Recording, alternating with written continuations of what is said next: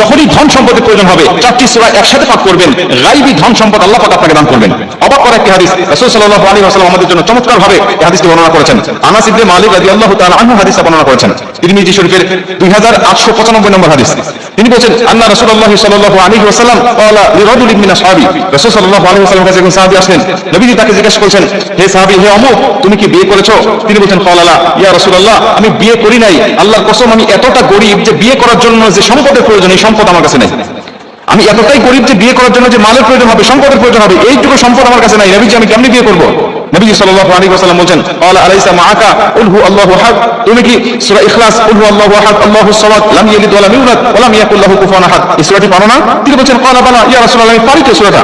নবীজি বলেন, ক্বালা আলাইসা মাআকা ইযা জাআ নাসরুল্লাহি ওয়াল ফাত, তুমি কি সূরা নাসর ইযা জাআ নাসরুল্লাহি ওয়াল ফাত ওয়া রাআইতান নাসা ইয়াদখুলুনা ফি দীনিল্লাহি আফওয়াজা ফাসাব্বিহ বিহামদি রাব্বিকা ওয়াস্তাগফির ইন্নাহু কানা তাওয়াবা, এই সূরাটি তুমি পারো না?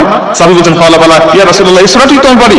নবীজি বলেন, ক্বালা আলাইসা মাআকা, হে সাহাবী, তুমি কি কুল ইয়া আইয়ুহাল কাফিরুন এই সূরাটি পারো না? কাফিরুন সূরাটা কি তুমি জানো না? তিনি বলেন, ইয়া রাসূলুল্লাহ, এই সূরাটাও তো আমি পারি।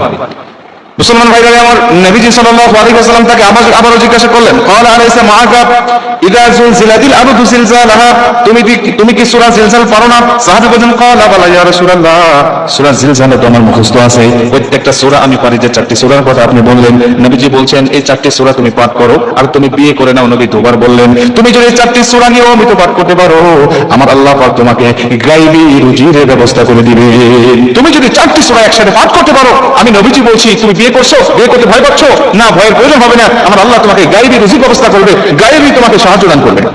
এই হাদিস থেকে প্রমাণ হয়, যদি আমরা এই চারটি সূরা সকাল বিকাল যখনই আমাদের মনে হবে, বা 5 ওয়াক্ত ফরজ নামাজের পরে যখনই আমাদের স্মরণ হবে, মনে হবে, তখন এই চারটি সূরা যদি আমরা পাঠ করতে পারি, এই চারটি সূরাই কিন্তু ছোট্ট ছোট্ট সূরা, আর আমরা নামাজের মধ্যে সূরাগুলো তেলাওয়াত করি সবচেয়ে বেশি, এই সূরাগুলো কিন্তু আমাদের অধিকাংশ মানুষের মুখস্থ রয়েছে। এই চারটি সূরা যদি একত্রিত পাঠ করতে পারি, বা যখনই স্মরণ হবে আমরা সিরিয়াল মেইনটেইন করে সূরা জিলজাল আগে পাঠ করলাম, এরপরে সূরা কাফিরুন পাঠ করলাম, এরপরে সূরা নাসর পাঠ করলাম, এরপরে সূরা ইখলাস পাঠ করলাম। অথবা হাদিসে যে ধারে বর্ণনা হয়েছে, হাদিসে নবীজি আগে বলছেন সূরা ইখলাসের কথা, আমি আগে সূরা ইখলাস পাঠ করলাম, এরপরে নবী বললেন সূরা নাসরের কথা, নাসর পাঠ করলাম।